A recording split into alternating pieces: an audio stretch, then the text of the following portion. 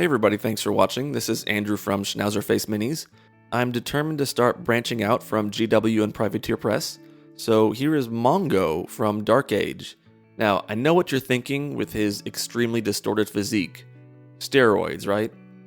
But there's absolutely no evidence to show that steroid abuse leaves you with a freakishly oversized body and a tiny pinhead. I start with the 1-to-1 mix of VMA Hall Red and Olive Green. This will give me a dark red shadow, which will immediately contrast against the green midtones in the next step.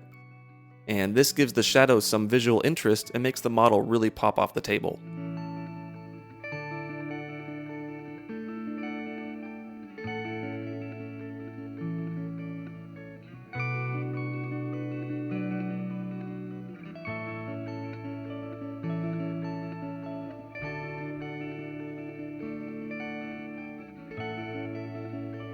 I want to say thanks to Oz from Throne of Angels, who hooked me up with Mongo and a lot of other cool Dark Age swag.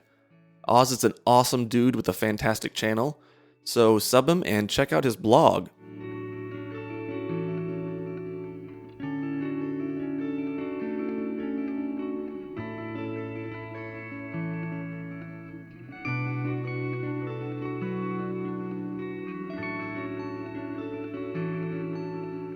Last month, I put a model on eBay to support Alzheimer's research, and it raised over $150.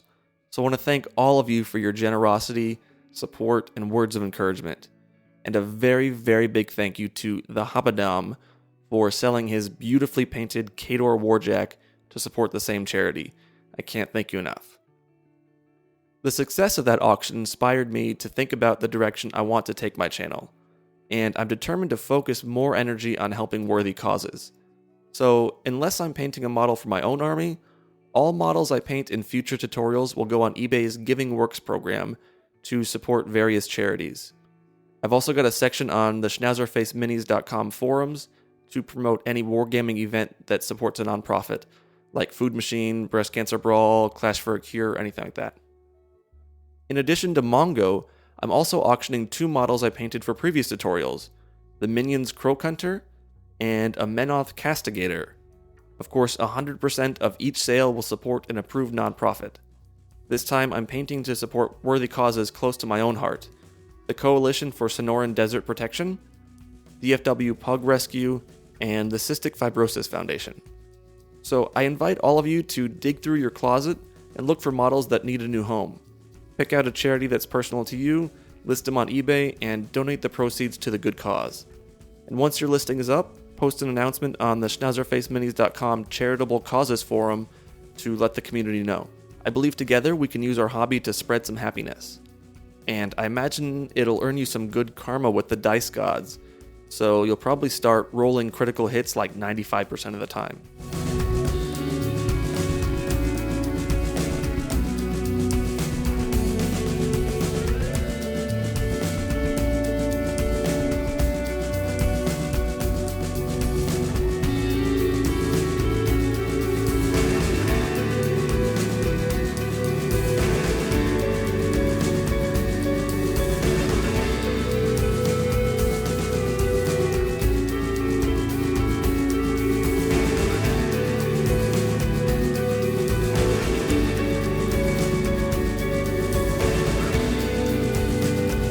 I know this progression of bright tints doesn't look realistic on gray stone, but I never mind forgoing realism for aesthetic value. And since the model has a tiny head that's easy to overlook, the cement blocks work as focal points, so I want to make sure they look cool. Ghost tints work like pre-thinned inks, and they're nice for adding subtle color nuances. Unfortunately, they're really quick to dry on the tip of the needle, and even thinning them with pure drying retarder doesn't help. It's frustrating because I'm using them to add color in tight spaces, so I can't afford any splatter. I still like them overall, but I'm definitely easing up on my high praise for the ghost tints. I've never had this problem with washes or inks, so it's a little disappointing.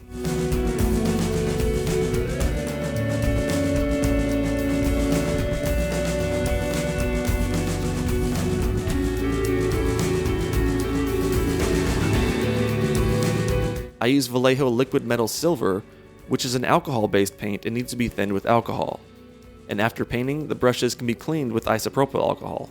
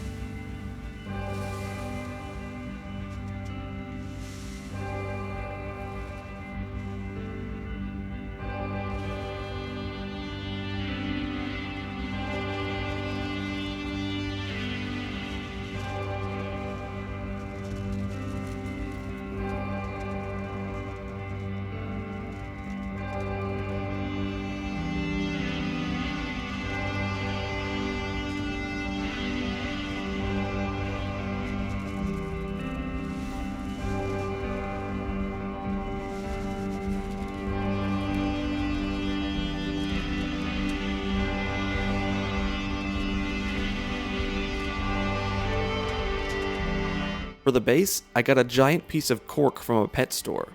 They're usually used in amphibian and reptile habitats, but they're perfect for our hobby. This enormous chunk of cork was only $13, and it's so much thicker and more interesting than the cork tiles we've all used. I just cut off a chunk and it's already got a cool mountainous shape to it. This is way quicker and way easier than trying to build this same structure with corkboard. It's also much sturdier and more durable than cork tiles. I'm really excited about this stuff, and I cannot recommend it enough.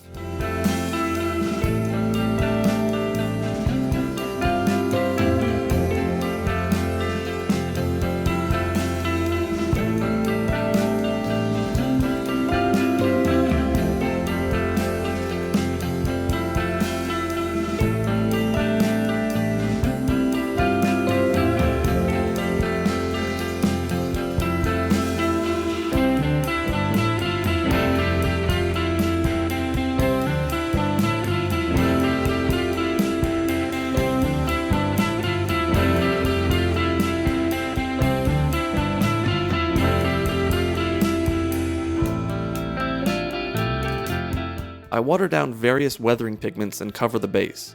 When the water evaporates, the pigment stays behind with a dry, dusty finish.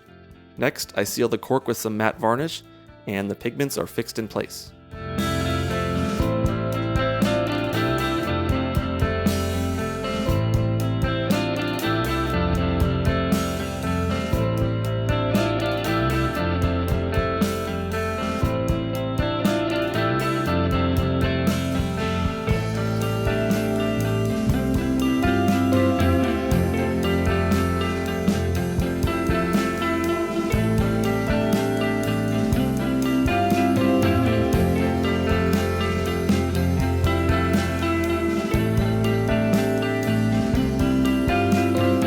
I finish off the base with realistic water, and I'm ready to call it a day. Remember, this model, as well as a few others, are going up on eBay to support 3 really great causes. The links are all in the description.